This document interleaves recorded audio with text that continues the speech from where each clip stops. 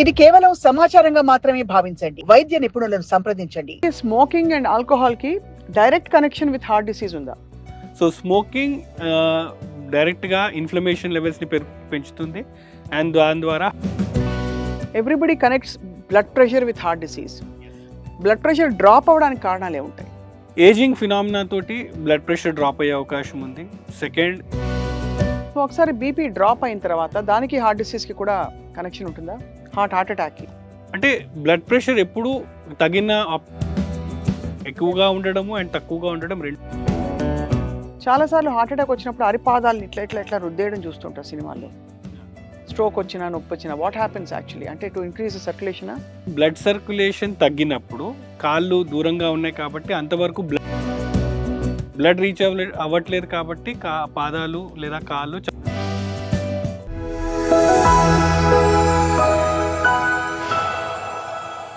మొత్తానికి smoking and alcohol కి direct connection with heart disease ఉందా? ఎస్ స్మోకింగ్ కి. ఎస్.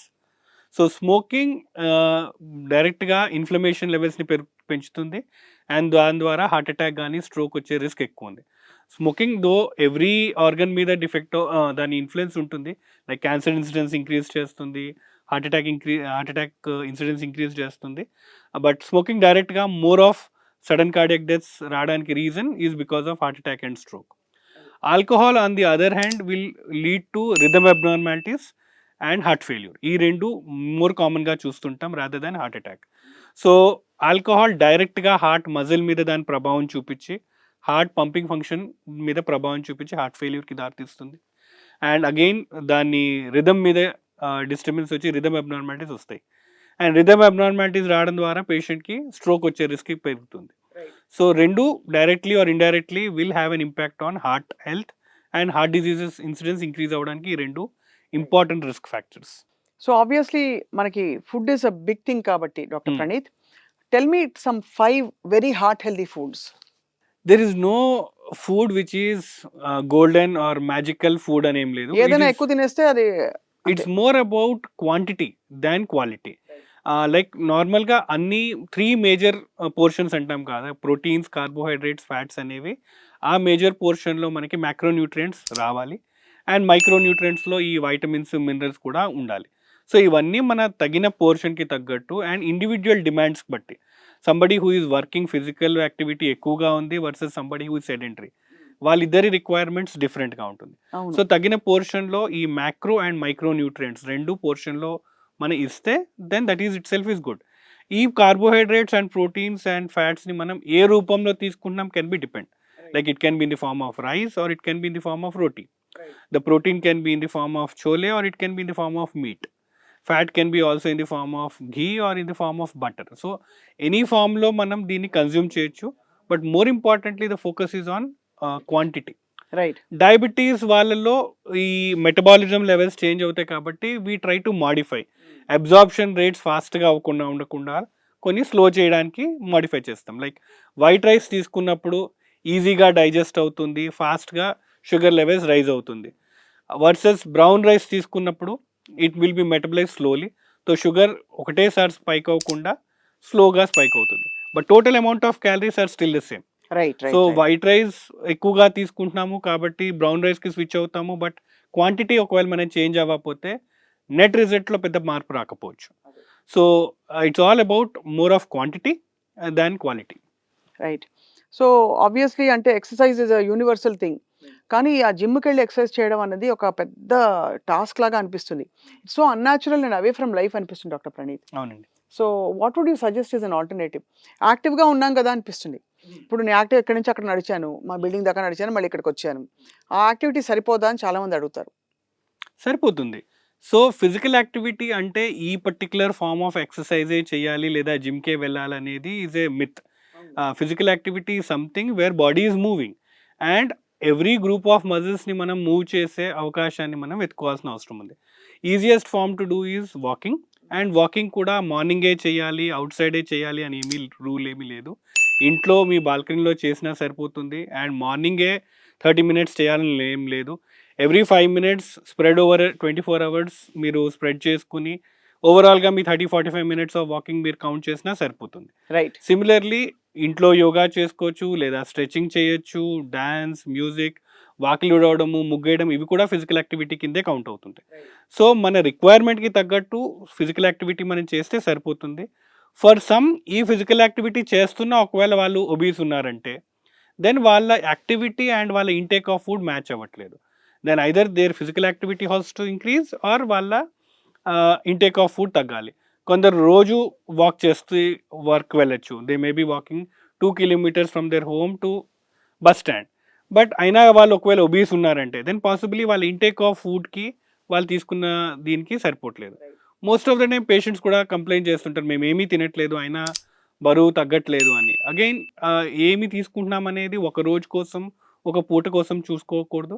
ఫుడ్ డైరీ మనం మెయింటైన్ చేస్తే చిన్న చిన్న చిరుతిండ్ల వల్ల కూడా క్యాలరీ ఇంటేక్ ఇంక్రీజ్ అదే అయిపోతుంది. అదే అదే సో అవి మనం మైండ్ఫుల్గా ఉంటే ఈ యాక్టివిటీని అండ్ మన ఇంటేక్ ఆఫ్ ఫుడ్ రెండు తగిన మోతాదులో మనం బ్యాలెన్స్ చేయడం ద్వారా హెల్దీ లైఫ్ని మనం లీడ్ చేసే అవకాశం ఉంది. Everybody connects blood pressure with heart disease. Yes, blood pressure drop అవ్వడానికి కారణాలు ఏముంటాయి? ఏజింగ్ ఫినామినా తోటి బ్లడ్ ప్రెషర్ డ్రాప్ అయ్యే అవకాశం ఉంది. సెకండ్, ఈ సీజన్లో డిహైడ్రేషన్ వల్ల బ్లడ్ ప్రెషర్ డ్రాప్ అయ్యే అవకాశం ఉంది. These are the 2 things which are most common reason for drop in BP without any medicines.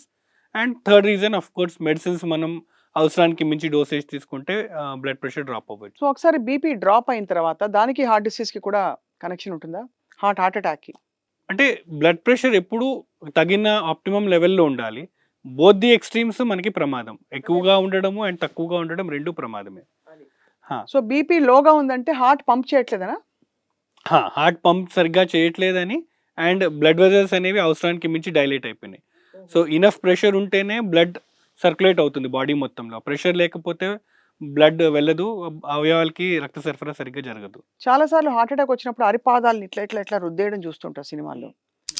Stroke వచ్చినా నొప్పి వచ్చినా వాట్ హ్యాపెన్స్ యాక్చువల్లీ? అంటే టు ఇంక్రీజ్ సర్క్యులేషనా? అంటే యూజువల్లీ బ్లడ్ సర్క్యులేషన్ తగ్గినప్పుడు కాళ్ళు దూరంగా ఉన్నాయి కాబట్టి అంతవరకు బ్లడ్ రీచ్ అవ్వట్లేదు. బ్లడ్ రీచ్ అవ్వట్లేదు కాబట్టి పాదాలు లేదా కాళ్ళు చల్లబడిపోయినాయి. సో చల్లగా ఉన్నాయి కాబట్టి ఎక్స్టర్నల్గా వాళ్ళు రబ్ చేసి వార్మ్ చేయడానికి ట్రై చేస్తున్నారు. అంతే తప్ప అదేదో గుండెకి అలా అర్జెంటుగా రక్తం వెళ్ళిపోతుంది కాదు. That will not help. That is కాళ్ళు చల్లగా ఉన్నాయి కాబట్టి వాళ్ళు ఎక్స్టర్నల్గా వార్మ్ చేయడానికి ట్రై చేస్తున్నారు. బట్ అదర్వైజ్ మనం బ్లడ్ ప్రెషర్ని ఇంప్రూవ్ చేస్తే బ్లడ్ ఆటోమేటికల్లీ కాళ్ళకి చేరుతుంది అండ్ ఆ ఫీట్ మళ్ళీ వార్మ్ అయిపోతుంది. So we need to focus on the problem. అంటే ఎందువల్ల కాళ్ళు చల్లబడ్డాయి? లైక్ నార్మల్గా కూల్ క్లైమేట్ వల్ల లేదా ఏసీలో ఉండి కాళ్ళు చల్లబడ్డాయా, లేకపోతే నిజంగానే బీపీ కాళ్ళకి సరిగ్గా అందనందువల్ల చల్లబడ్డాయా? దాన్ని బట్టి మనం అడ్రస్ చేస్తే ఆ ప్రాబ్లమ్ని మనం రెక్టిఫై చేయొచ్చు. సో మొత్తానికి సార్ ఇది చాలా వాస్ట్ సబ్జెక్ట్, బట్ ఎవ్రీథింగ్ అంతా ముడిపడి ఉంది ఫుడ్ అండ్ లైఫ్ స్టైల్ తోటి అండ్ మెటాబలిజం. ఇవాళ మా సాక్షి వ్యూవర్స్కి ఏం చెప్తారు మీరు డాక్టర్ ప్రణీత్? హెల్త్ అనేది individual responsibility. First important thing, మనకున్న వరల్డ్లో ఫియర్ అనేది ఎక్కువైపోయింది. There is more of panic. There is nothing to fear about. ఇది more of I think social media influence వల్ల I think we're getting more attracted to negativity. But incidence of diseases though increase అవుతున్నా it is not as alarmingly increasing as being projected. So yes, increase అవుతుంది incidence, but there is no need to fear, there is no need to panic. Still we can lead a healthy life. But most important thing అర్థం చేసుకోవాల్సింది, health is an individual responsibility. We're sometimes over doing somethings. కొన్ని డైరెక్ట్గానే మనం టెస్ట్లు చేయించుకోవడం కానీ లేదా unrealistic goals పెట్టుకుని మనం we're overdoing and anxiety add చేసుకుంటున్నాం. హెల్దీ లైఫ్ స్టైల్ మనం మెయింటైన్ చేస్తూ మన రెస్పాన్సిబిలిటీ చూసుకుంటూ మన లిమిటేషన్స్లో మనం రెస్పెక్ట్ చేసుకుంటూ ఉంటే ఈ యాంగ్జైటీ లేకుండా, ఈ వరీ లేకుండా హెల్దీ లైఫ్ లీడ్ చేయొచ్చు. Because ultimately life has to be led with happiness. Fear తోటి డైలీ లీడ్ చేయడం కన్నా we should lead our life in a happy enjoyful way. And doctor Praneeth, finally ఇది రంజాన్ సీజన్, చాలా మంది ఫాస్ట్ చేస్తున్నారు. Heart patients especially or you know people who have mild or moderate risk, వాళ్ళకి ఏం చెప్తారు ఇవాళ? Listen to your body. మీ body మిమ్మల్ని ఫాస్ట్ చేయడానికి అనుమతిస్తుంటే, మీ బాడీ మీకు సంకేతాలు ఇస్తుంది. డిఫికల్టీ, సమ్ బర్నింగ్ రావడం కానీ, ఎసిడిటీ ఇంక్రీజ్ అవ్వడం కానీ, లేదా అనీజీగా ఫీల్ అవుతున్నారంటే they do not push and stop. It is okay. ఈ ఇయర్ బహుశా మీకు అవ్వట్లేదు, సో లేదా ఈ రోజు మీతోటి ఫాస్టింగ్ అవ్వట్లేదు, ఆ రోజు స్టాప్ చేసేసేయండి. బట్ రిలీజియస్ సెంటిమెంట్స్ వల్ల పుష్ చేయొద్దు. బట్ మీ బాడీ మీకు యాక్సెప్ట్ చేస్తే డెఫినెట్లీ ఫాస్ట్ చేయండి. రిలీజియస్ ఇది మంచి కూడా సెంటిమెంట్స్ చేస్తుంది కదా, అంటే ఈవెన్ మంచి కూడా help మెడికల్ చేస్తుంది. Medical Correct. పర్స్పెక్టివ్ చెప్తున్నాను. ఫాస్టింగ్ చేసినప్పుడు ఇన్ఫ్లమేషన్ తగ్గుతుంది. సో ఇంటర్మీడియట్ ఫాస్టింగ్ కావచ్చు లేదా రిలీజియస్ ఫాస్టింగ్ కావచ్చు. Fasting is always helpful. Right. Fast మీరు చేయగలుగుతున్నారు, మీ బాడీ మిమ్మల్ని అనుమతిస్తుంటే డెఫినెట్లీ ఫాస్ట్ చేయండి. బట్ మీ బాడీ మీకు సూట్ అవ్వట్లేదు, కొన్ని సంకేతాలు అది ఇస్తుంటే పుష్ చేయకండి. Then it is okay to stop today or this year. We can come back again next year. Very very well explained doctor Praneeth. Thank you so much as always. Sunita Williams గారికి let's wish her all the best. Yes అలాగే భూమి మీదే గుండెల్ని చేతిలో పట్టుకుని పదిలంగా కాపాడుకోవాలనుకుంటున్న వాళ్ళు కూడా let's wish them all the best. Yes yes thank you sir. Thank you.